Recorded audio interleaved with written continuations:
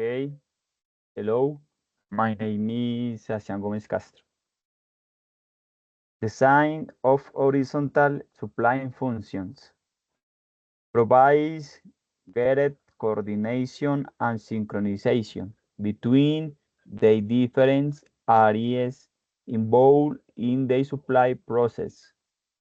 This reduces wait time, optimize inventories, and improvises efficiency in the delivery delivery of material and finished products. Thank you.